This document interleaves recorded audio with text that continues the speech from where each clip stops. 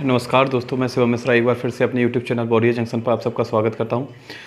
दोस्तों, आप लोगों ने पिछले 3-4 वीडियो में देखा कि हम लोग UPPSC एग्ज़ाम के साथ साथ वन दरोगा के टारगेट करते हुए एक नई सीरीज़ चलाई है, जो हमने पर्यावरण विषय के बारे में चलाई है। आप लोगों को पता है UPPSC का पेपर 14 मई को होने वाला है, जबकि वन दरोगा के पेपर की डेट 30 अप्रैल आप लोगों ने सुन रखी है। तो इसी मतलब एक महीने के अंदर यह दोनों बड़े पेपर लगे हुए, इन दोनों पेपरों में ही पर्यावरण का जो पोर्शन रहने वाला वो बेहद ही महत्वपूर्ण होने वाला है। और आप लोग जानते हैं कि पेपर की दृष्टि से जो कुछ भी महत्वपूर्ण होता है वो हम सारा कंटेंट आप लोगों को देने की कोशिश करते हैं और बेहतर तरीके से देने की कोशिश करते हैं। तो इसी सीरीज़ में आप लोगों ने पीछे 4 वीडियो देखी, जिसमें आप लोगों ने टाइगर रिजर्व, एलिफेंट रिजर्व और साथ ही साथ आप लोगों ने आप लोगों को राष्ट्रीय वन नीति और NW आप लोगों ने national wild life action plan यानी NWAP देखा आप लोगों ने। तो इन 4 वीडियो में आप लोगों ने 4 टॉपिक को कंप्लीट की। आज का जो वीडियो होने वाला है वो हम इस तरीके से क्लास, यानी कि आप बड़े बोर्ड पर क्लास लेने की सोच रहे हैं, वो इस वजह से क्योंकि हम जो वैसे जो क्लास बाकी की जैसे 4 क्लास है उसमें क्या होता है कि लिखते समय थोड़ा सा कंटेंट कम लिख पाते हैं और वो साफ़ करना ज़रूरी पड़ जाता है। ठीक है, तो वो आज के टॉपिक में वो समस्या ना रहे, क्योंकि आज के टॉपिक में थोड़ा सा चीज़ें पीछे से लिंक करनी पड़ेंगी या बहुत ज़्यादा लिखने को थोड़ा सा रहेगा, तो आप लोगों को उस चीज़ से थोड़ा सा आराम मिले या उस चीज़ का नुकसान ना आप लोगों को मिले। इसलिए इस क्लास को इस तरीके से आप लोगों को बड़े बोर्ड पर लेने की कोशिश की है और आशा करते हैं कि आने वाले जो वीडियो होंगे वो भी बहुत अच्छे तरीके से आप लोगों को डिलीवर किए जाएं, ताकि आप लोगों को कोई समस्या ना हो। और आज के भाई ज़्यादा बात ना करते हुए आज के टॉपिक की शुरुआत करते हैं हम लोग। आज के हम लोगों के टॉपिक की जो हेडिंग रहेगी उसका नाम होगा वन्य जीव संरक्षण अधिनियम। उसका नाम क्या होगा? वन्य जीव संरक्षण अधिनियम। यानी आज हम लोगों को जो पर्यावरण के अगले टॉपिक के बारे में पढ़ना है, जो वन दरोगा में शायद आप लोगों का तीसरा या चौथा टॉपिक ही डिफाइन किया गया है वन्य जीव संरक्षण अधिनियम के नाम से। तो वन्य जीव संरक्षण अधिनियम के बारे में हम लोगों को आज चर्चा करनी है। तो भाई इसमें क्या है, हम लोगों को थोड़ा सा लिखना पड़ेगा। क्यों? इस वजह से क्योंकि देखो हम लोग, चाहे वो आप लोग UPPSC का पेपर दे रहे हो या आप किसी भी वन दरोगा का या किसी भी ऐसे पेपर का इसका नौकरी का या जॉब के लिए पेपर दें जिसमें आप लोगों को पर्यावरण आनी हो, तो वहाँ पर इस टॉपिक से बहुत ही महत्वपूर्ण प्रश्न पूछे जाते हैं और इस टॉपिक की एक लाइन बड़ा ही महत्वपूर्ण होती है, क्योंकि आप लोगों का वन्य जीवों के संबंध में सबसे महत्वपूर्ण अधिनियम अगर कोई है तो वन्य जीव संरक्षण अधिनियम ही है। इसकी एक लाइन महत्वपूर्ण है, इसलिए हम साथ में लिखाते चले जाएंगे और समझाते चले जाएंगे और कोशिश करना कि आप भी साथ साथ ये चीज़ें नोट करते चले जाएँ, जिससे हम लोग कम समय में ज़्यादा से ज़्यादा आप लोग की चीज़ें क्लियर करा सकें। ठीक है, तो चलिए शुरू करते हैं। सबसे पहले तो हम लोगों को पता होना चाहिए कि वन्य जीव संरक्षण अधिनियम कब आया, तो इसके बारे में आप लोगों ने सुन रखा होगा 1972।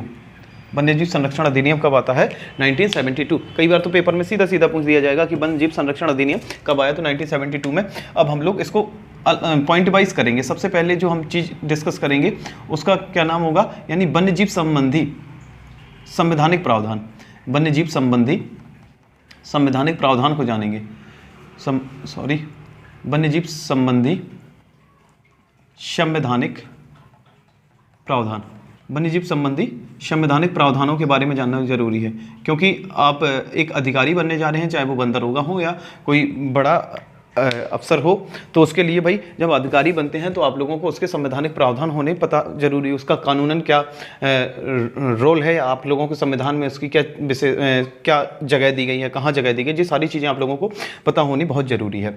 तो किस संविधान में, भाई आप इस हेडिंग से समझ सकते हैं वन्य जीवों के संबंध में संविधान में क्या प्रावधान दिए गए हैं, इस बारे में हम सबको सबसे पहले डिस्कस करेंगे। तो सबसे पहले आप लोगों को लिख लेना है संविधान के भाई 3-4 जगह हैं, बेसिकली 3 जगह ही हैं जहां पर आप लोगों को वन्य जीवों से संबंधी चीजें मिलेंगी। आपको सबसे पहले तो लिखना है अनुसूची। सबसे पहले क्या लिखना है? अनुसूची।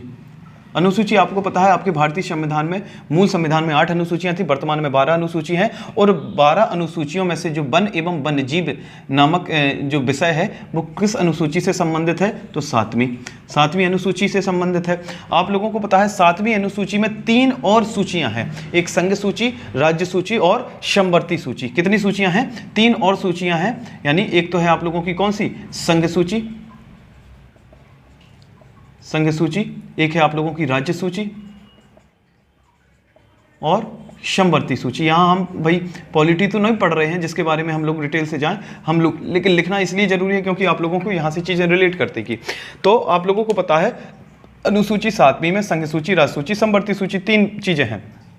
तो वन्य जीवों को, वन एवं वन्य जीवों को आपको बता दें हम 42वें संविधान संशोधन, 42वां संविधान संशोधन, जैसे आप लोगों ने मिनी कॉन्स्टिट्यूशन के नाम से जाना था, 42वां संविधान संशोधन 1976, है ना। इसी अभी आप पहले पॉइंट में कंटिन्यू रखेंगे।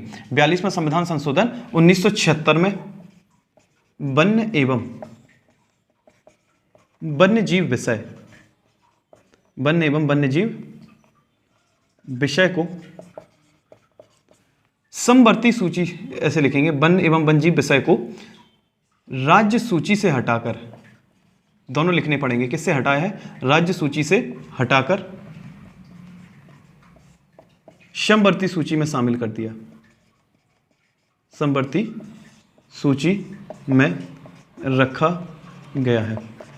अब आप लोगों को एक थोड़ा सा बेसिक सी जानकारी पता होनी चाहिए कि संघ सूची के विषय में कानून कौन बनाता है, तो केंद्र सरकार बनाती है, यानी संघ बनाता है।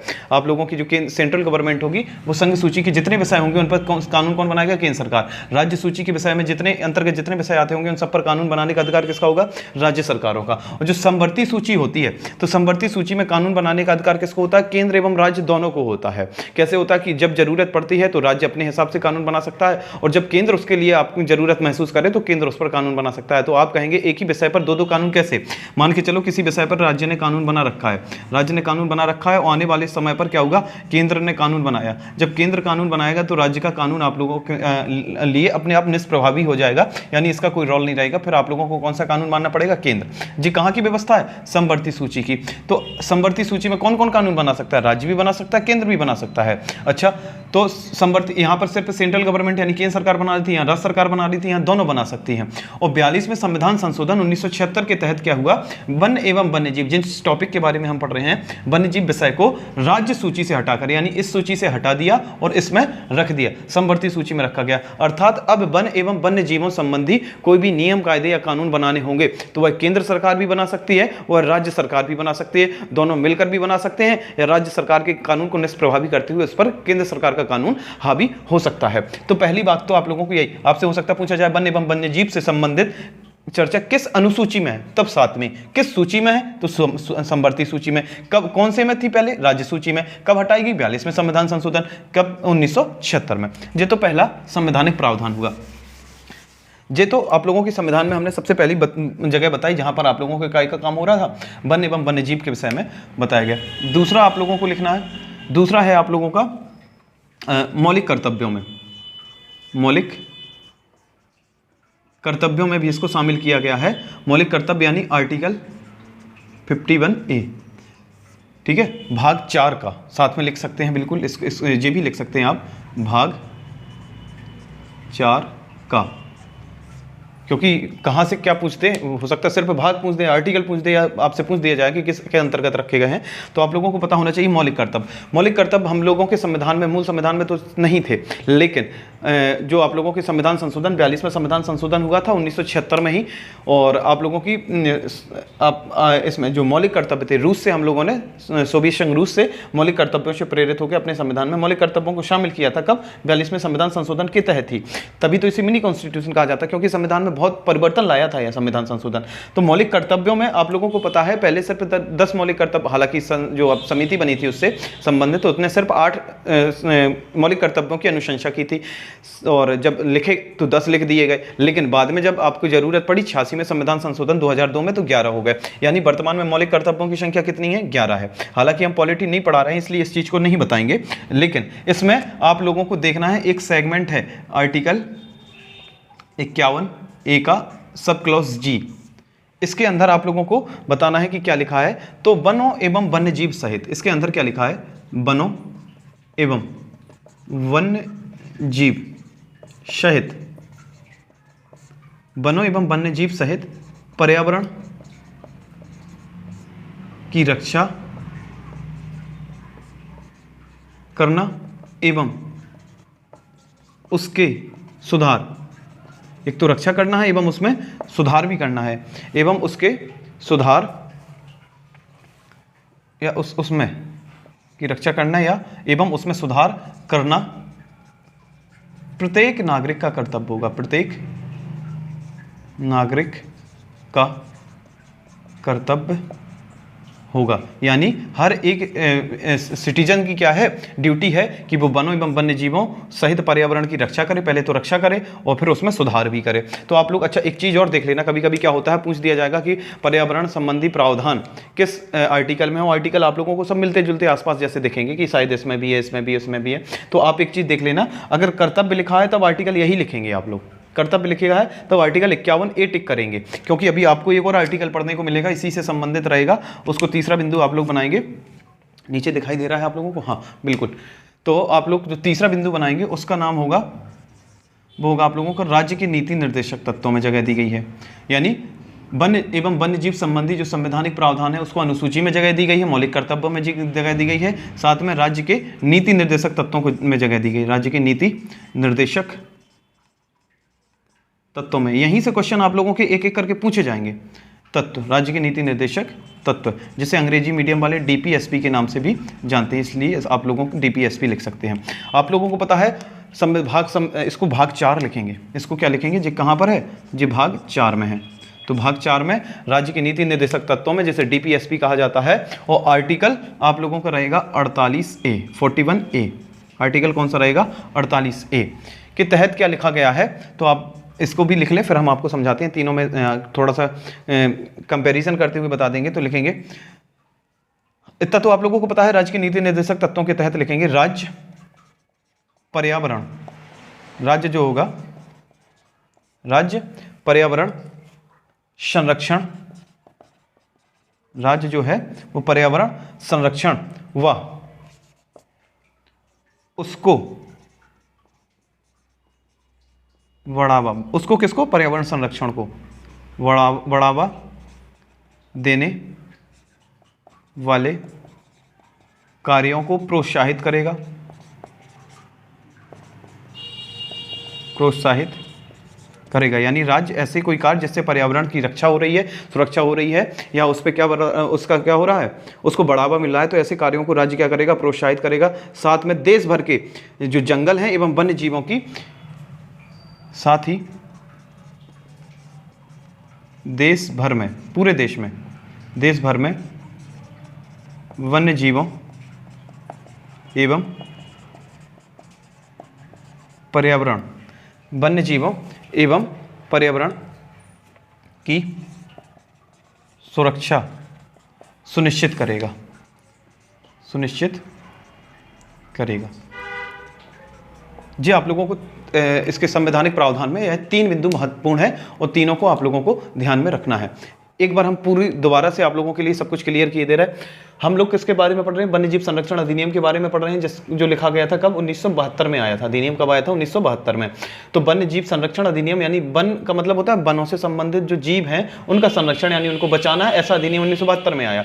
वन जीव संबंधी संवैधानिक प्रावधान क्या है, यानी वन जीवों को संविधान में कहाँ कहाँ जगह दी गई है, तो टोटल 3 जगह दी गई है। सबसे पहले अनुसूची में, तो कौन सी अनुसूची में, 7वीं अनुसूची में। 7वीं अनुसूची के जब अंदर जाएंगे तो पता लगा कि यहाँ तो 3 और सूचियां हैं, संघ सूची, राज्य सूची, समवर्ती सूची। तो बताया गया कि 42 में संविधान संशोधन 1976 तक आप लोगों का वन एवं वन्यजीव संबंधी जो विषय था वो कहाँ आता था, राज्य सूची में आता था। लेकिन इस संविधान संशोधन में इस विषय को राज्य सूची से हटाकर समवर्ती सूची में बना दिया, क्योंकि पहले सिर्फ राज्य इस पे कानून बनाएंगे, यानी राज्य सरकार की जिम्मेदारी पे था तो कम ध्यान दे जा रहा था। अब उस पर राज्य तो ध्यान देगा ही देगा, साथ में कौन ध्यान देने लगेगा, केंद्र भी ध्यान देने लगेगा, क्योंकि महत्वपूर्ण विषय है। इसलिए आपसे पूछा जाएगा कि 42 में संविधान संशोधन 1976 के पहले वन एवं वन्यजीव किस सूची का विषय हुआ करता था, तो राज्य सूची का। उसके बाद कहां का हो गया, समवर्ती सूची का। आपसे पूछा जाएगा वनों के संबंध में कानून बनाने का अधिकार किसके पास है, तो राज्य और केंद्र दोनों के पास है। ठीक, अगर दोनों बनाते हैं तो किसका चलेगा, तो केंद्र सरकार का चलेगा। दूसरी जगह कहां दी गई है, मौलिक कर्तव्यों में,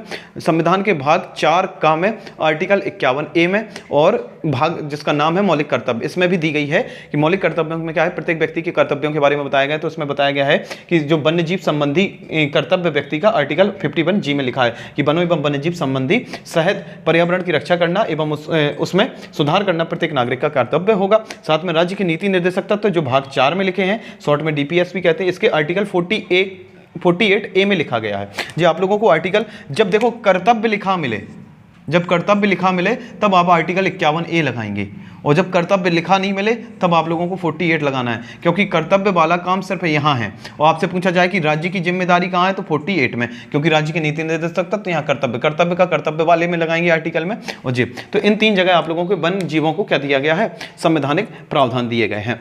अब आते हैं हम लोग वन्य जीव संरक्षण अधिनियम के अंदर की बातें क्या थी। तो एक एक चीज करके बड़ी सुलझे हुए तरीके से हम लोगों को पढ़ना है, ताकि चीजें बड़ी अच्छी से चलती रहें, ठीक है। तो चलिए इसको साफ कर देते हैं, आप लोग स्क्रीनशॉट ले लीजिए एक बार। चलिए,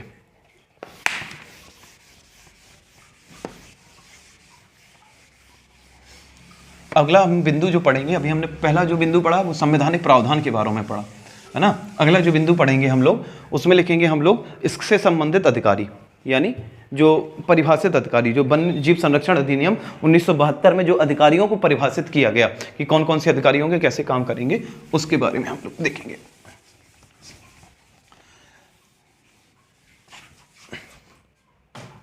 हेडिंग डालेंगे आप लोग, अधिनियम में उल्लेखित अधिकारी, अधिनियम में उल्लेखित अधिकारी मतलब ऐसे अधिकारी जिसका उल्लेख काय में हुआ है, अधिनियम में, क्योंकि अधिनियम की हर एक छोटी बड़ी बात हम लोगों को जानना जरूरी है। तो अभी हमने आपको बताया कि वनों के संबंध में कानून बनाने का अधिकार किसके पास है, तो केंद्र और राज्य दोनों के पास है। तो अधिकारी भी कहाँ से आएंगे, केंद्र और राज्य दोनों तरीके से आएंगे। तो आप लोगों को इसको बड़े शॉर्ट फॉर्म में और बड़े अच्छे तरीके से आप समझ जाएंगे कि कुछ अधिकारियों की नियुक्ति कौन करेगा, केंद्र सरकार करेगी, यानी केंद्र सरकार के कौन कर्मचारी होंगे, कुछ किसके होंगे, राज्य सरकार के कर्मचारी होंगे। केंद्र सरकार के कर्मचारी को क्या नाम क्या होगा, तो आप लोग इसमें लिखेंगे वन्य जीव, वन्य जीव साथ में रहेगा संरक्षण, वन्य जीव संरक्षण निदेशक। केंद्र सरकार आपसे कभी कभी सीधा पूछ सकता है, भाई पेपर में हमने ऐसे प्रैक्टिस सेटों में देखा है, कई जगह देखा है कि आपसे पूछा जाता है वन्य जीव संरक्षण निदेशक की नियुक्ति की जाती है केंद्र सरकार के द्वारा, राज्य सरकार के द्वारा, तो आप लोग किसका बताएंगे, केंद्र सरकार के द्वारा। एक इसकी सहायता करने के लिए, यानी वन्य जीव संरक्षण निदेशक की सहायता करने के लिए आप लोगों को लिख लेना सहायक निदेशकों, जिनकी संख्या डिसाइड नहीं है, लेकिन वन्य जीव संरक्षक निदेशक एक ही होगा, सहायक निदेशकों एवं अन्य कर्मचारी, अन्य कर्मचारी, इनकी नियुक्ति कहां से की जाएगी, सेंट्रल गवर्नमेंट से की जाएगी। राज्य सरकार के द्वारा क्या होता है, राज्य सरकार के द्वारा जो मुख्य अधिकारी होता है, अब सबसे बड़ा अधिकारी होता है, उसे मुख्य वन्य जीव वार्डन जी कहा जाएगा। यानी जो केंद्र सरकार वन्य जीव संरक्षक निदेशक तो केंद्र सरकार का होता है, मुख्य वन्य जीव वार्डन किसका होता है, राज्य सरकार का होता है। इसको हम लोग शॉर्ट फॉर्म में इस तरीके से लिखते हैं, chief wild life warden, CWLW के नाम से जाना जाता है।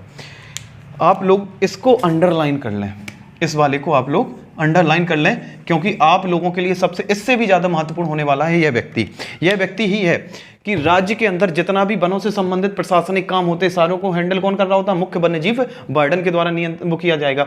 जितने भी जगह अगर कोई जगह शिकार प्रतिबंधित है, पेड़ों को काटना उखाड़ना सब कुछ प्रतिबंधित है, वहां अगर शिकार करने की अनुमति लेनी होगी तो किसके पास जाना पड़ेगा, मुख्य वन्यजीव वार्डन के पास जाना पड़ेगा। पेड़ों को उखाड़ना जहां मना है, अगर वहां पे पेड़ों को उखाड़ना है क्योंकि समस्या हो रही है, तो किसके पास जाना पड़ेगा, यानी राज्य के अंदर जो भी आप लोगों का वन क्षेत्र होगा उसके अंदर इसकी अनुमति के बिना पत्ता भी नहीं आप हिला सकते हैं। सबसे महत्वपूर्ण आप लोगों का यही होगा। तो आप लोगों को लिख लेना है, यह वन्यजीव विंग का क्या होता है, मुखिया होता है। यह वन्यजीव विंग का, वन्यजीव विंग यानी आप लोगों की जो वन्यजीव से संबंधित विंग होती है, कमेटी होती है, लोगों का समूह होता है, उसका मुखिया होता है। विंग का मुखिया अध्यक्ष होता है, अध्यक्ष या मुखिया होता है, ठीक है, मुखिया होता है। तो आपसे पूछा जाएगा, यहां से क्वेश्चन बनने के चांसेस हैं कि मुख्य वन्यजीव वार्डन की नियुक्ति केंद्र सरकार द्वारा की जाती है, राज्य सरकार द्वारा, तो राज्य सरकार के द्वारा। CWLW का फुल फॉर्म क्या होता है, तो चीफ वाइल्ड लाइफ वार्डन। तो आप लोग इसको लिख सकते हैं चीफ वाइल्ड लाइफ वार्डन के नाम से, ऐसे कुछ बनना होगा इसका, ठीक है। यह वन्यजीव विंग का अध्यक्ष कौन होता है, तो मुख्य वन्यजीव वार्डन होता है। आप लोग लिखेंगे राज्य के अंदर वनों संबंधी समस्त प्रशासनिक कार्यों, समस्त प्रशासनिक कार्यों का क्रियान्वयन क्रियान्वयन एवं नियंत्रण CWLW द्वारा होता है, द्वारा किया जाता है। जी आप लोगों को इम्पोर्टेंट चीज़ है, तो आप लोगों को इसको बिल्कुल लिख लेना है ना, ध्यान भी रख लेना है। राज्य के अंदर किसी भी तरह का वन क्षेत्र है उससे संबंधित कोई भी प्रशासनिक काम होना है तो किसके द्वारा होगा? मुख्य वन्यजीव वार्डन के द्वारा। हम एक चीज़ आपको बोलते चले जा रहे हैं कि अगर मान के चलो आपके गांव क्षेत्र में कोई वन है, वहां पर वनों की कटाई करने पर रोक है, तो आप वन को तब तक नहीं काट सकते जब तक आपका वन्यजीव मुख्य वार्डन क्या नहीं कर दे, आप लोगों को अनुमति ना दे दे, यानी परमिशन ना दे दे। यदि आपके भाई जो कब परमिशन देंगे इसकी कंडीशन हम आपको आगे वाले बिंदुओं में बताएंगे, लेकिन अभी सिर्फ हम लोग अधिकारियों के बारे में पढ़ रहे हैं। तो अधिकारियों के बारे में 2 केंद्र सरकार जो भेजता है उसको आप लोग क्या कहते हैं? वन्यजीव संरक्षण निदेशक कहते हैं। निदेशक की सहायता के लिए सहायक निदेशक होंगे, अन्य कर्मचारी होंगे, उनको छोड़ देना है, क्योंकि आप लोगों को पता है यूपी SSS की पेपर ही संस्था ही किसका पेपर करा रही? वन दरोगा का। तो यूपी SSS के अधीन वन दरोगा आते हैं, यानी वन दरोगा हो गया, वन रक्षक हो गया, ये सब राज्य सरकार के अंदर आएंगे, है ना। तो आप इसके अंदर लिखना चाहें तो आप राज्य सरकार के ही क्या होते हैं? वन दरोगा होता है। वन दरोगा किसके अंडर में काम करेगा? राज्य सरकार के। वन रक्षक होते हैं, ये राज्य सरकार के ही होते हैं, ये राज्य सरकार के होते हैं। तो वन रक्षक हो गया, वन दरोगा हो गया, रेंजर आप लोगों ने तमाम सारे नाम सुन रखे होंगे, ये राज्य सरकार के अंदर आते हैं। इन सबका मुखिया कौन होता है? मुख्य वन्यजीव वार्डन होता है। इसकी अनुमति के बिना ना तो पत्ता कहते हैं ना, हम लोग सुनते रहते हैं कि इसकी मर्जी के बिना पत्ता नहीं हिल सकता, मूवियों में सुन रखा होगा आप लोगों ने। तो पत्ता ना हिलना ऐसा किसकी मर्जी के बिना नहीं हिल सकता? तो मुख्य वन्यजीव वार्डन की मर्जी के बिना नहीं हिल सकता, जिसको हम लोग CWLW के नाम से जानते हैं। आप लोगों को जो जल्दी से इसका स्क्रीनशॉट लो, अगला बिंदु हम लोग डिस्कस करें। ठीक, चलिए इसी तरीके से एक एक बिंदु को अगर हम क्लियर करते चले जाएंगे तो ये नीति आप लोगों के लिए बड़ी आसान हो जाएगी, और आसान नीति आप लोगों को बड़ी अच्छे तरीके से समझ में आ जाएगी, और साथ ही साथ नंबर भी आप लोगों को अच्छे तरीके से दिला देगी, है ना। हम लोगों का उद्देश्य ही है भाई अच्छे नंबर पाना। आगे लिखेंगे हम लोग, क्योंकि आप लोगों की जो दोनों परीक्षाएं लगी हुई हैं वो उत्तर प्रदेश से संबंधित हैं, इसलिए यहाँ से आप लोगों को कुछ भी छोड़ के नहीं जाना है। ठीक, अच्छा, अधिनियम में और क्या था? एक तो अधिकारी का वर्णन मिल गया। अब आप लिखेंगे अधिनियम, यानी जो वन्यजीव संरक्षण अधिनियम, अधिनियम की व्यवस्था लिखेंगे। जी हेडिंग वैसे अधिनियम में डली नहीं है, लेकिन हम आपको बताएं कि किस तरीके से व्यवस्था की गई है। अधिनियम में व्यवस्था की गई है, यानी वन्य जीवों को कितने भागों में टोटल बांट दिया? 6 भागों में बांट दिया है, और हर एक भाग को एक अनुसूची नाम दे दी, यानी अनुसूची 1, अनुसूची 2, अनुसूची 3, अनुसूची 4, अनुसूची 5, अनुसूची 6। यानी भारत में जितने भी जंगली जानवर हैं, वन हैं, वन्य जीव हैं, इन सबको टोटल कितनी अनुसूचियों में बांटा गया है? 6 अनुसूचियों में बांटा गया है। तो अधिनियम की विशेषता क्या है? तो आप लोग लिख सकते हैं भारत के समस्त वन्य जीवों को, समस्त वन्य जीवों, भाई बांटा क्यों गया? संरक्षण के लिए। तो भारत के समस्त वन्य जीवों को संरक्षित करने हेतु इन्हें 6 भागों में बांटा गया है। मार्कर चेंज किए दे रहे, हल्का सा लाइट दिख रहा होगा। कितने भागों में बांटा गया है? 6 भागों में बांटा गया है। इनको कितने भागों में बांटा गया है? 6 भागों में बांटा गया है। इन 6 भागों को ही क्या कहते हैं हम लोग? 6 अनुसूचियां कहते हैं। इन्हें क्या कहते हैं? इन्हीं 6 भागों को 6 अनुसूचियां, इन्हीं का नाम है, कोई अलग से नहीं है। 6 अनुसूचियां कहते हैं। कितनी आपसे पूछा जाएगा वन्यजीव संरक्षण अधिनियम में कि टोटल कितनी अनुसूचियां हैं? तो 6 अनुसूचियां हैं। अब एक एक करके हम लोगों को इनका बारे में पढ़ लेना है। तो सबसे पहले हम लोग हेडिंग डालेंगे अनुसूची 1, अनुसूची 1। अनुसूची 1 के बारे में पढ़ना है। अनुसूची 1 क्या है या इसमें क्या होता है? तो सीधी बात है, इन अनुसूचियों में रखे क्या है? सब बटे हुए वन्यजीव ही हैं। तो अनुसूची 1 के अंतर्गत ऐसे वन्य जीवों को रखा गया है जिनको बहुत ही ज़्यादा हाई लेवल की सुरक्षा प्रदान की जानी है। क्यों प्रदान की जानी? क्योंकि ये लुप्त होने वाले हैं, या कुछ भाग इनका भाई पिछले 10 सालों में लगभग 70% भाग इनका, मान के चलो 2000, हम अभी आपका 2023 चल रहा, 23 चल रहा, 20 के लगभग मान लो, 70 साल, थोड़ा सा कैलकुलेशन आसान पड़ जाएगी। 1950 टोटल कितने हो गए? 70 साल। ऐसे समझो, देखो इस चीज़ को हम समझाएं इसलिए दे रहे हैं क्योंकि आप लोगों को यहाँ पर ज़रूरत होगी। अभी चल रहा आपका 2023, 2023 के पहले 10 साल जाओ तो 2013 टोटल कितने हो गए? 10 वर्ष। और 10 वर्षों में मान के चलो आप लोगों के एक हमले बंगाल टाइगर, एक क्या था, बंगाल टाइगर। और बंगाल टाइगर 2013 में कितने हुआ करते थे, मान के चलो इनकी संख्या थी 1400, इनकी संख्या कितना थी 1400, और अब इनकी संख्या कितना हो गई, हम आपको बता दें सिर्फ 420 बची। कितनी बची, 420। कम कितने गए, आप कहेंगे भाई कितना कम गया है, 600, कितना बचेगा भाई, 400 चला जाएगा और 1000 में से और चला जाएगा 980 के लगभग, हाँ इतना बचेगा, इतना क्या है मैं चला गया, इतना क्या हो गया, खत्म हो गया। यानी अगर हम कहें कि 980 खत्म हो गया 1400 पर, तो कितने परसेंट खत्म हो गया, तो आप कहेंगे 1498, यानी 70% खत्म हो गया। यानी बंगाल टाइगर पिछले 10 वर्षों में कितने खत्म हो गए, 70%। तो बंगाल टाइगर को उठा के किस में रख दिया जाएगा, अनुसूची फर्स्ट में। क्यों, क्योंकि जब किसी भी प्रजाति के 10 वर्ष में 70% संख्या कम हो जाए तो उसको लुप्ताशय लिखा जाता है। लुप्ताशय या आप संकटाग्रस्त भी लिख सकते हैं, लुप्ताशय या संकटाग्रस्त, यानी लुप्त होने वाली है। भाई 30% बचे हैं, पिछले 10 सालों में 70% खत्म हो गए, तो लुप्त होने वाली हैं, इसलिए उसको लुप्ताशय या एंडेंजर्ड हम लोग कहें या संकटाग्रस्त उसमें रखते हैं। और जितनी संकटाग्रस्त व्यवस्थाएं हैं या जीव हैं वो कहां पर रखे गए, अनुसूची फर्स्ट में। तो इनको बहुत ज्यादा आपकी सेफ्टी यानी सुरक्षा की जरूरत है, और यहाँ जो लुप्त होने वाले जानवर हैं उनको रखा जाता है बहुत ज्यादा। अच्छा, इस चीज को हम लोग लिखते हैं, और लिखते ही लिखते आप लोग समझें, क्योंकि नहीं तो वीडियो बड़ा हो जाएगा, ठीक। तो साथ में आपको लिखना है, इसके अंदर लिखेंगे 2-2 लाइनें लिखनी है सिर्फ, इसके अंदर लुप्ताशय श्रेणी के जीवों को रखा गया है, जीवों को रखा गया है, लुप्ताशय श्रेणी के जीवों को रखा गया है। इन जीवों को अत्यधिक सुरक्षा प्रदान की जाती है, अत्यधिक सुरक्षा प्रदान की जाती है। भाई तभी तो जो बच पाएंगे। अच्छा, सुरक्षा प्रदान की जाती है पूरे भारत में, देश भर में, ऐसे लिखेंगे, देश भर में इनका शिकार प्रतिबंधित है, शिकार प्रतिबंधित है। और अगर मान के चलो किसी ने इस तरीके का उल्लंघन किया और शिकार कर दिया तो उस पर आप लोगों का जुर्माना भी है। जुर्माना भाई 2000 आप लोगों का 21 तक तो थोड़ा सा कम हुआ करता था, 25,000 के लगभग। 21 के पहले की बात है, पहले 21 के बाद यही जुर्माना आप लोगों का और भी ज़्यादा बढ़ चुका है, यानी 21 में जुर्माना बढ़ा दिए गए हैं। तो देश भर में इनका शिकार प्रतिबंधित है। अच्छा, इसके अंदर किन किन जानवरों को रखा गया है, यह इंपॉर्टेंट है आप लोगों के लिए, क्योंकि आपसे जानवर पूछा जाएगा और बताया जाएगा कि किस अनुसूची में रखा गया है। तो आप लोगों को इसमें लिखना है ब्लैक बक, ब्लैक बक, इसको काला हिरण भी कहते हैं, ठीक है। ब्लैक बक हो गया, गुजरात राजस्थान वाले क्षेत्रों में मिलेगा। इसके बाद आप लोगों को लिखना है एशियाई शेर, एशियाई शेर।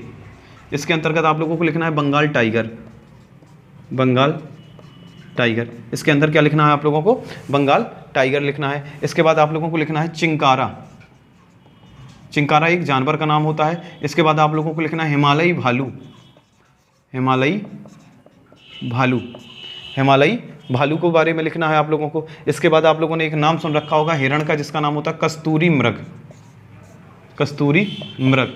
कस्तूरी मृग के बारे में आप लोगों को लिखना है। जिस सारे के सारे आप लोगों के कौन हुआ करते थे।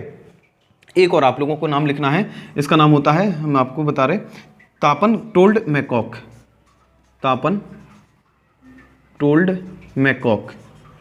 तापन टोल्ड मैकॉक एक जानवर है जो आप लोगों को नीलगिरी के आसपास यानी पश्चिमी घाट के आसपास पाया जाता है, जो संकटाग्रस्त या लुप्ताशय श्रेणी में आता है, और इनको बहुत अधिक सुरक्षा। अच्छा, इनका हमने आपको बताया देश भर में शिकार प्रतिबंधित है।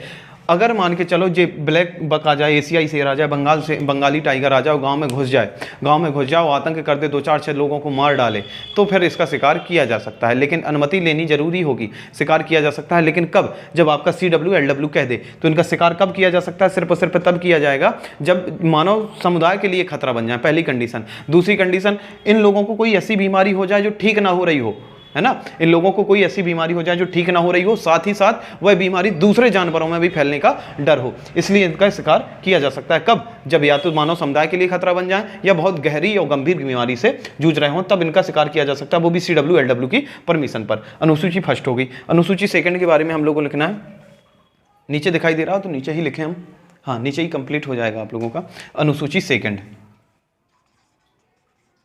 अनुसूची द्वितीय। इसके अंतर्गत भाई, इसके अंतर्गत लुप्ताश्रयणी श्रेणी के आसपास वाले, सीधी बात है, इसमें अत्यधिक सुरक्षा की जरूरत होती है, इसमें उच्च सुरक्षा की जरूरत। सुरक्षा का मतलब क्या है, सीधा हम आपको बताएं। इसके लिए मान के चलो, इसको बचाने के लिए, जैसे किसी इंसान को बचाने के लिए 10 हमने गार्ड रखे, इसको बचाने के लिए 8 रखने पड़ेंगे, यानी इसको ज़्यादा सुरक्षा की जरूरत है, इसको अपेक्षाकृत कम सुरक्षा की जरूरत है। तो यह लिख सकते हैं, इस श्रेणी के अंदर, इस श्रेणी के अंदर वाले जीवों को अपेक्षाकृत सुरक्षा की तो जरूरत है, वरना लुप्त हो जाएंगे, खत्म हो जाएंगे, लेकिन अपेक्षाकृत कम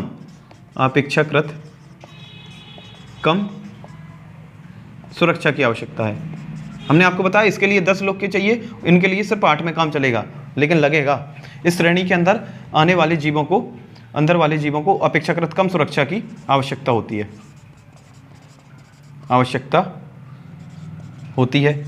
तो क्या भाई इसका शिकार किया जा सकता है? बिल्कुल नहीं। देश भर में इनका शिकार भी प्रतिबंधित है।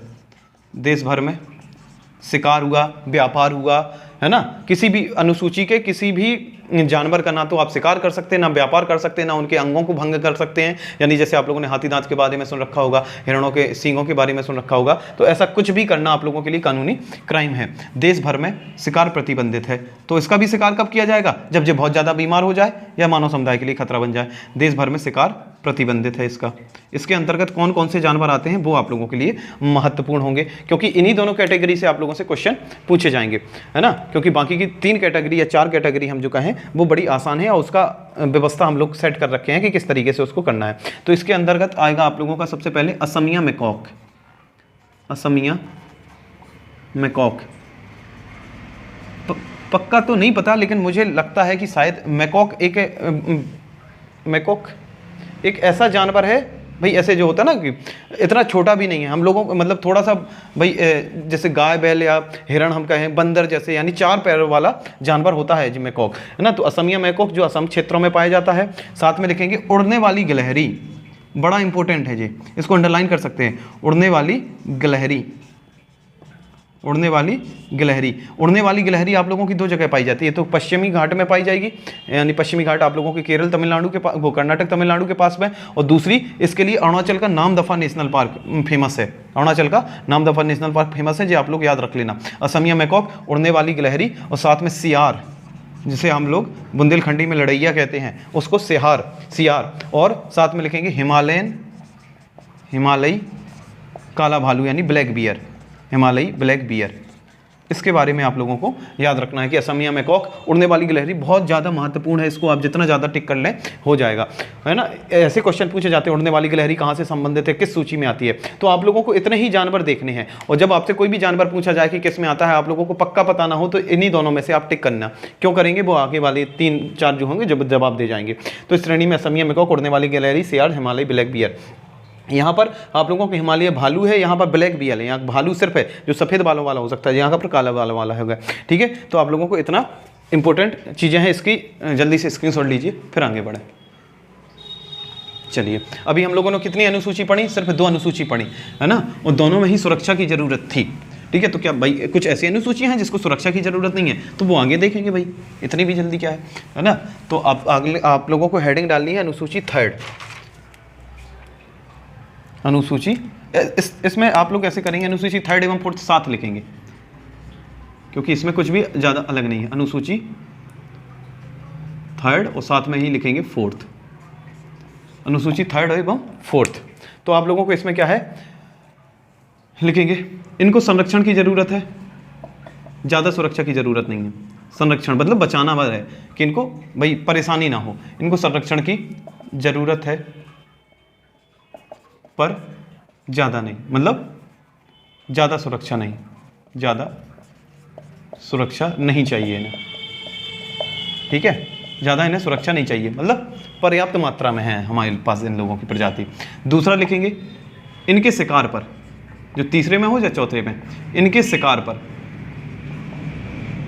इनके शिकार पर दंड है, परंतु अनुसूची 1 और 2 वाले जितना कठोर नहीं। अनुसूची 1 और 2, 1 व 2 जितना कठोर नहीं। मतलब अनुसूची 1 और 2 के जानवरों को शिकार करने पर जितना कठोर दंड हो सकता है आप लोगों को 10, 12, 15 साल की जेल भी हो जाए, 25 हज़ार से लेकर 1 लाख तक का जुर्माना हो जाए, तो बड़ा दंड है वहाँ पर। यहाँ पर दंड तो है लेकिन उतना नहीं है। यहाँ पर कुछ पैसे कम लगेंगे, कुछ कम साल की सज़ा होगी, लेकिन होगी ज़रूर, क्योंकि दंड है, परंतु अनुसूची 1 और 2 जितना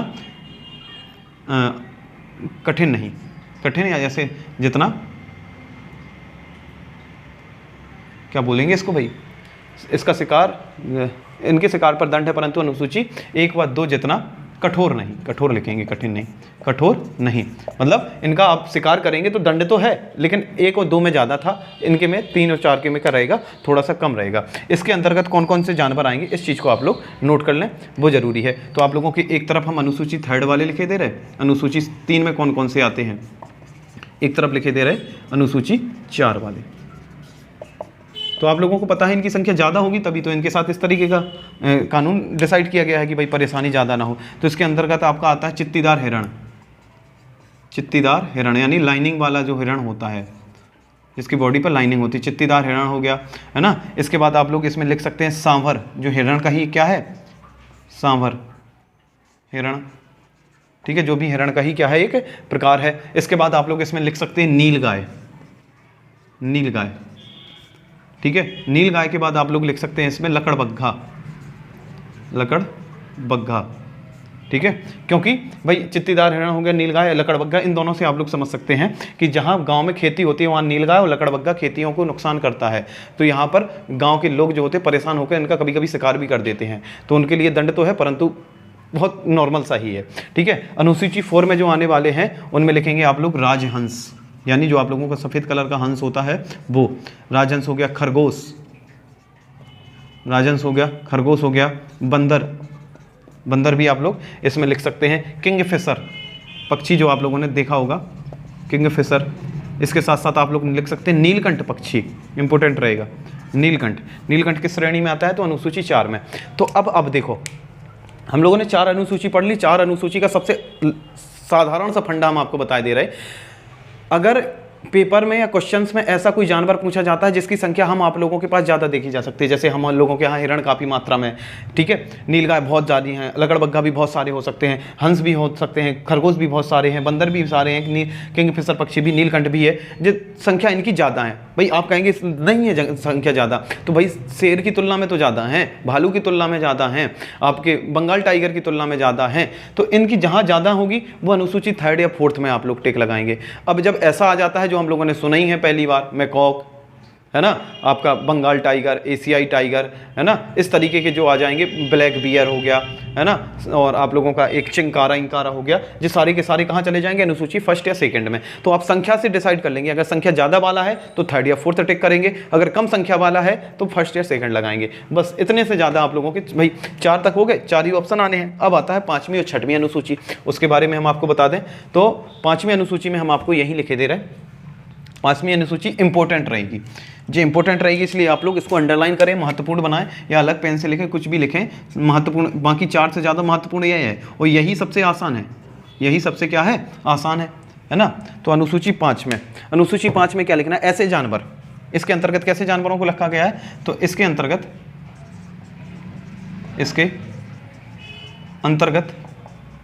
ऐसे जानवरों को रखा गया है जो बीमारी फैलाते हैं, बीमारी फैलाते हैं, बीमारी फैलाते हैं यानी बीमारी के वाहक बनते हैं एक जगह से दूसरी जगह, ठीक है। साथ ही खाद्य सामग्री को नष्ट करते हैं, खाद्य सामग्री को नष्ट करते हैं, नष्ट करते हैं। इनके शिकार पर, इनका स्वतंत्र रूप से शिकार किया जा सकता है। अब बताएंगे इनमें शिकार किसका होगा, इनका स्वतंत्र रूप से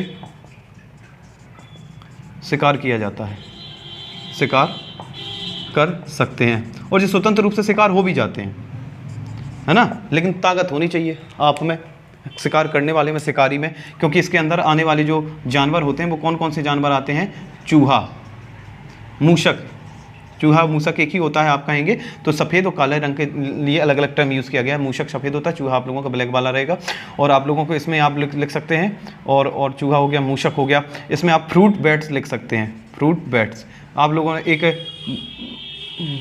बुरमर्ग करके एक कोई बीमारी फैली हुई है तंजानिया में, अभी रिसेंट का करंट का क्वेश्चन है। तंजानिया की एक बीमारी है, उसका जो वाहक है वो फ्रूट बैट ही है, फ्रूट बैट हो गया, है ना, फ्रूट बैट हो गया। और इसके बाद मूसक हो गया। साथ ही साथ कौवे कैसे करते हैं, कोई भी जानवर है यदि किसी दवाई को खाने के साथ वो मर गया है, मतलब कोई जानवर किसी रसायन को खाने से मर गया है, उसी जानवर को खा के कौवा आएगा आपके घर के पड़ोस के कहीं पर भी बैठेगा, किसी चीज़ में चोंच मार देगा, वो बैक्टीरिया जो उससे जानवर से खा के आया है वहाँ छोड़ देगा, बीमारी फैलाएगा। फ्रूट बैट बीमारी फैलाती है। मूसक चूहे क्या होते हैं, कभी कभी नाली के पानी जो पाइप होता है उसी के थ्रू घर में आ जाते हैं, घर में किचन में वहाँ घूमते हैं, तो बीमारियों के वाहक भी होते हैं। और साथ में आप लोगों के देखा होगा कि गेहूँ में चूहे हुए खा जाते हैं, उसको नष्ट करते हैं। तो इन सबको अनुसूची 5 में रखा गया। इनका स्वतंत्र रूप से तैयार कर सकते हैं, चाहे जितने चूहे मान लो, चाहे जितने कौवे वैसे मारना नहीं चाहिए। हालांकि कौवा अब संकटग्रस्त कंडीशन में आ गया है और नहीं आया है तो 2-4-10 साल बाद आ जाएगा। 2000 हम आपसे कहें 2016 या 17, हाँ 2016 आप लोग ले सकते हैं। 2016 से लेकर 2026 ये 10 साल हो जाएंगे। कौवा आप लोगों को ना के बराबर देखने को मिलेगा और कंडीशन उसकी एंडन जेड में पहुंच जाएगी। कंडीशन एंडन जेड में पहुंच जाएगी तब आप लोगों को पता लगेगा किस वजह से। इसलिए अभी हम कुछ भी बोलना उचित नहीं है, वरना बोलने के लिए सारे रीजन हैं, लेकिन क्यों होगा वो आपको तब पता लगेगा, है ना। क्योंकि जो हम लोग पर्यावरण का हाल किए दे रहे हैं उससे ना सिर्फ कौवा बल्कि धीरे धीरे बहुत सारे जानवर और पक्षी चले जाएंगे आपको घर छोड़ के, है ना। फिर आप ही तोता बने, आप ही कौवा बने और आप ही बन के बैठे रहें, ठीक। तो अनुसूची 5 तक हो चुके हैं। अनुसूची 5 में जो जानवर हैं इनको डिसाइड किया गया है, इनको क्रमी कहा जाता है। इनको क्या कहा जाता है, तो इनको क्रमी कहा जाता है। लिख लेना, यहीं पर लिख लेना, इनको क्रमी कहा जाता है। जो जानवर 5वीं अनुसूची में, इनको क्रमी कहा जाता है, इनको क्रमी कहा जाता है, ठीक। अब आप लोगों को साफ करें और आगे बढ़े। हम लोगों की एक आखिरी अनुसूची बचती है, वो है 6वीं। क्योंकि पर्यावरण में हम लोग जितना ज़्यादा रेडिएशन फैला रहे हैं, तमाम तरह की टेक्नोलॉजी का यूज़ कर रहे हैं, इससे बहुत सारे जानवरों पक्षियों को नुकसान हो रहा है। इस चीज़ को हम लोग बिल्कुल भी इग्नोर नहीं कर सकते हैं। इस चर्चा इसलिए कर रहे हैं यहाँ पर क्योंकि हम लोग जो सब्जेक्ट पढ़ रहे हैं वो ऐसी चीज़ों से संबंधित ही है। अगर हम लोग चर्चा नहीं करेंगे तो हम लोगों के अधिकारी बनने का या किसी भी अच्छे पद पर पहुँचने का कोई वो नहीं है। क्योंकि सिर्फ अगर हम लोग अपने बारे में सोचते रहे तो फिर हम मानव नहीं हैं। हम लोग सिर्फ एक जानवर रहेंगे और मानव और जानवर में सिर्फ इतना अंतर होता है कि मानव सामाजिक होता है, जानवर सामाजिक नहीं होता है। और जब हम सामाजिकता छोड़ देंगे तो हम भी एक जानवर बन जाएंगे, बिल्कुल पक्के वाले जानवर बन जाएंगे, है ना। तो आपको अगला जो अनुसूची लिखनी है, अगली अनुसूची है 6वीं, अनुसूची 6। थोड़ा सा वीडियो आप लोगों का जरूर ये बड़ा हो जाएगा, लेकिन इसमें कंप्लीट हो जाएगा। अनुसूची 6 या आधा आधा कर देंगे, आप लोग को देख लेंगे इसमें, ठीक। अनुसूची 6 के बारे में आप लोगों को क्या लिखना है, इसमें क्या है, पौधों को रखा गया है। इस अनुसूची के अंतर्गत लिखेंगे, इस अनुसूची में के अंतर्गत पौधों को रखा गया है, पौधों को रखा गया है। किसको रखा गया है, पौधों को रखा गया है। और ऐसे पौधों को रखा गया है, ऐसे पौधों को शामिल किया गया है, इसमें किया गया है जिनकी खेती या जिनका व्यापार सक्षम अधिकारी, जो भी सक्षम अधिकारी, आपका सीधे बात हम CWLW है, जो सक्षम अधिकारी की अनुमति के बिना नहीं की जा सकती। जिनकी खेती नहीं की जा सकती, व्यापार नहीं किया जा सकता, कब तक, जब तक सक्षम अधिकारी आप लोगों को अनुमति ना दे दे। सक्षम अधिकारी की अनुमति के बिना नहीं की जा सकती, अनुमति के बिना नहीं की जा सकती। अगर करेंगे तो आप जुर्माना भरेंगे, नहीं की जा सकती और सजा भी होगी, नहीं की जा सकती। इसके कुछ उदाहरण रहेंगे, हालांकि हम लोगों के ऐसे सुने हुए उदाहरण नहीं है, यानी पॉपुलर नहीं है जो हम लोग को सुन रखा होगा, लेकिन फिर भी red Wanda, blue Wanda, red Wanda, blue Wanda, जी आप लोगों की ऑर्किड या ऑर्चिड जिसे हम लोग लिखते हैं ना, उसके प्रकार हो सकते हैं, है ना। कुथू होता है एक, कुथू, एक होता है स्लीपर ऑर्चिड, स्लीपर ऑर्किड, इस तरीके से स्लीपर ऑर्किड, जी जी, कुछ पौधों के प्रकार हैं जो किस में रखे हैं, अनुसूची 6 में। अब देखो हम बड़ा क्लियर तरीके से और साधारण सा एक लॉजिक आप लोगों को समझा दें कि किस तरीके से हम 6, क्योंकि पेपर में क्वेश्चन यहाँ से बनेगा, इतना आप लोग कंफर्म समझिए। तो आप लोगों को 6 अनुसूची दिमाग में रखनी है, 3, पहली दूसरी को अलग लिखेंगे, तीसरी चौथी को अलग लिख लेंगे, पांचवी को बिल्कुल अलग, छठवीं को बिल्कुल अलग। जब आपसे कोई ऐसा जानवर दिया जाए जिसकी संख्या जिसका नाम तो सुन रखा है, जो खतरनाक होता है, जिसको बहुत ज़्यादा भाई सेफ्टी में रखना चाहिए ना, कि वो बाहर ही ना निकल पाए, जंगल से ही बाहर ना निकले वो, और संख्या भी उसकी कम है, तो हम उसके लिए अनुसूची 1 और 2 जाएंगे। ठीक है। अब भाई 6 ऑप्शन से अच्छा है कि हम 4 बना लें। 4 क्या, आप लोगों को तो सिर्फ 2 ही बनाने हैं, ये तो आप लोगों के लिए बिल्कुल अलग हो जाएंगे, है ना। और जब कोई ऐसा जानवर है जिसका हम लोग नाम सुनते रखते हैं, जिनकी जनसंख्या भी ज़्यादा है, जिनकी संख्या भी ज़्यादा है, और जो हम आप लोगों को जंगल के बाहर भी देखने को मिलते हैं, लकड़बग्गा, नीलगाय, किंगफिशर, नीलकंठ, इसके लिए आप लोग कहाँ चले जाएंगे, तीसरा या चौथा ऑप्शन जो अनुसूची वाला होगा वो टिक करेंगे। 5वें में सिर्फ और सिर्फ आप लोगों को चूहा हो गया, चमगादड़ हो गई, इस तरीके के शब्दों को, वो जानवरों को इसमें शामिल कर देना है। इसमें सिर्फ और सिर्फ पौधे, आपसे पेपर में एक प्रैक्टिस सेट में पूछा गया है कि कितने भाई अनुसूची वन्य जीव संरक्षण अधिनियम की किस अनुसूची में पौधों से संबंधित काम हैं दिए गए हैं, तो पौधों से संबंधित अनुसूची है तो 6। एक और आपसे इस तरीके का क्वेश्चन भी बन सकता है कि किस अनुसूची में वर्णित पौधों को, जो वर्णित पौधों की खेती या व्यापार नहीं किया जा सकता है, कब तक नहीं किया जा सकता है, किया जा सकता है, अनुमति के साथ किया जा सकता है। तो आप लोगों को पता है कि इसको तो बिल्कुल मना है, लेकिन अगर करना है तो सक्षम अधिकारी की अनुमति लेना जरूरी है। जी, आप लोगों की टोटल कितनी, 6 अनुसूचियां हो चुकी है ना। तो हम लोगों ने आज संवैधानिक वन्य जीव संरक्षण में क्या पढ़ा हम लोगों ने, तो हम इसके बारे में पहले 1-2 पॉइंट और दिखाई दे रहे हैं आप लोगों को, फिर हम इसके बारे में आगे चर्चा करेंगे और आगे बढ़ेंगे। यहाँ आप लोगों को दिखाई दे रहे हैं क्या चीज़ें, छोटी छोटी सी हैं और पता भी है, हम आपको बता चुके हैं। अनुसूची 1, 2, 3, 4, 1, 2, 3, 4 अनुसूची में वर्णित वन्य जीवों का शिकार प्रतिबंधित है, परंतु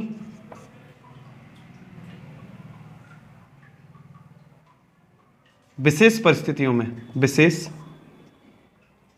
में इसका शिकार किया जा सकता है, परिस्थिति में इसका शिकार किया जा सकता है, इसका शिकार किया जा सकता है। विशेष परिस्थिति कौन सी है, इसको पहचानना है आपको। जब यह वन्य जीव मानव समुदाय के लिए खतरा बन जाए, मानव समुदाय के लिए खतरा बन जाए।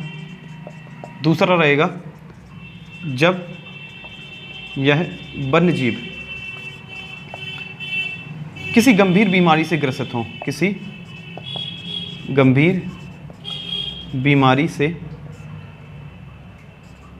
पीड़ित हों और सही होने के चांस बिल्कुल ना हो, पीड़ित हों और सही ना हो सकते हों, तब इसका शिकार किया जा सकता है, और वो भी अधिकारी की अनुमति के साथ।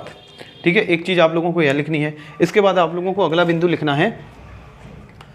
अच्छा, आप लोगों को पिछली क्लास में जिसमें हम राष्ट्रीय वन नीति पढ़ा रहे थे, उसमें हमने आपको बताया था कि 1952 की वन नीति के तहत हमने वनों को 4 भागों में बांट रखा था। एक तो आपका कंजर्व्ड फॉरेस्ट था, संरक्षित वन था, वो आप लोगों को एक दिन और समझाएंगे हम, और दूसरा नेशनल फॉरेस्ट था। नेशनल फॉरेस्ट का मतलब होता है राष्ट्रीय, जो आप लोगों के राष्ट्रीय लाभ वाले जो वन होते हैं, जिनसे राष्ट्र को लाभ मिलता है, आपका नेशनल पार्क हो गया ऐसे। तो केंद्र सरकार को अधिकार होता है कि वो किसी भी क्षेत्र को क्या कर सकता है, वन्य जीव संरक्षण अधिनियम 1972 के अधीन ले सकता है। मान के चलो आपके गांव में कोई जंगल है, वहां पर कोई जानवर रहने लगे, तो उस पर इस तरीके का कानून आप लोगों का लागू हो जाएगा, चाहे वो आप लोग का गाँव के कितने भी नज़दीक हो, तो उसमें उससे कानून लागू हो जाएगा, वो केंद्र सरकार कर सकती है। तो दोस्तों, आज के लिए हम लोग इतना ही रखेंगे, क्योंकि वीडियो ज़्यादा बड़ा हो जाएगा, और बड़ा हो जाएगा तो आप लोगों के साथ सब कुछ एक दूसरे में मिक्सअप हो जाएगा।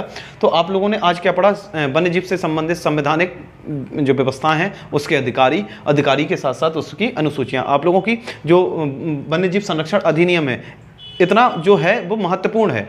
अभी इसके अलावा और कौन कौन से कार्य किए गए वन्यजीव संरक्षण अधिनियम 1952 के तहत या 72 के तरह 72 के तहत जो काम किए गए, उसके लिए आप लोग इसके दूसरा पार्ट हम बनाएंगे, दूसरे पार्ट को जरूर देखें। और आपको अगर यह वीडियो पसंद आता हो, भाई बिल्कुल आना ही चाहिए, क्योंकि इस तरीके से बहुत मेहनत करते हैं। और आप लोगों को बता दें कि जो आप लोगों को कंटेंट दिया जा रहा है वो भाई यहाँ वहाँ से जितनी भी अच्छी किताबें हैं, अच्छी साइट्स हैं या ऑफिशियल वेबसाइट हैं, उन तमाम जगह से मटेरियल क्या किया जाता है, कलेक्ट कर लिया जाता है, फिर उसके बाद आप लोगों को दिया जाता है। और कोई भी पेपर होगा आपका, उसमें यह टॉपिक बड़े ही महत्वपूर्ण होने वाले हैं। तो चाहे आप भाई उत्तर प्रदेश के बंदरोगा का पेपर दे रहे हो, या कोई बड़ा पेपर देने वाले हो, 14 मई को जो यूपी पीसीएस का पेपर होने वाला है उसको देने वाले हो, तो वहाँ पर इन टॉपिकों से क्वेश्चंस की संख्या बहुत ज़्यादा मिलेगी और आपको इस चीज़ का फ़ायदा भी मिलेगा।